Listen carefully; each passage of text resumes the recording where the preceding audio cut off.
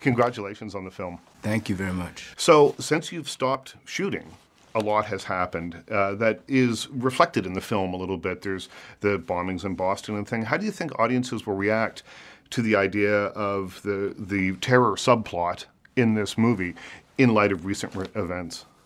I think, unfortunately, it's just the fabric of the reality of the world we're living in today. And in the film, it's not done for any sort of sensationalistic purposes. It's really a part of the storyline.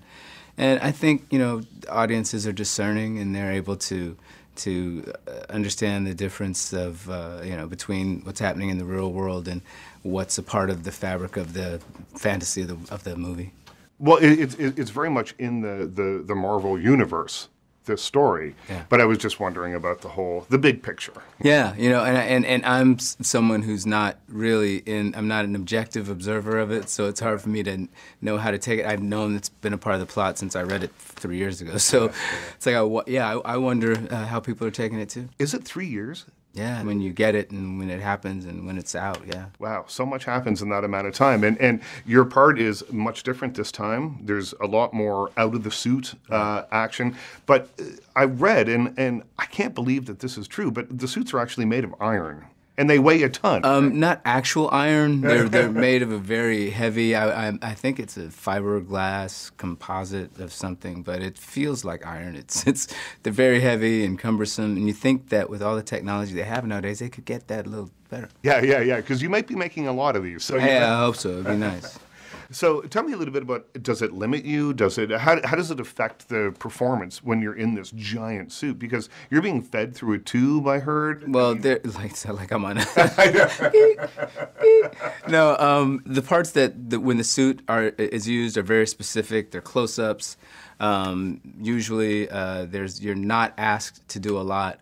It's just to make sure that you can see the physical nature of what it is.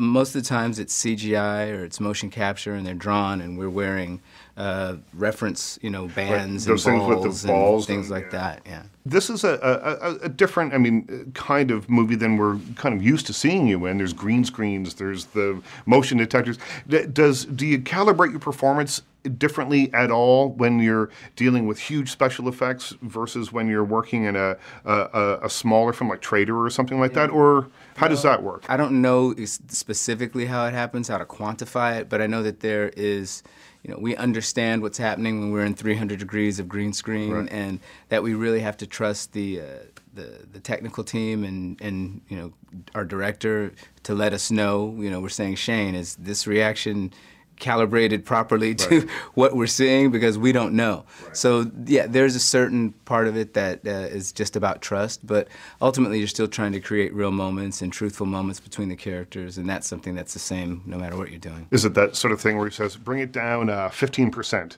Or that kind of thing. Well, right? Yeah, and technically, you know, it's going to be higher than that. Your eye line needs to be higher. Oh, you have to make sure that when you look at Robert, although Robert's standing right here next to me, I'm talking to him up there because he's in the suit, and the suit is bigger. So things like that make it a little tricky, and trying to work all of that in is tricky. But it's all a part of creating the grand illusion of Iron Man 3. Congratulations, and thanks so much. Thank you. Thank you.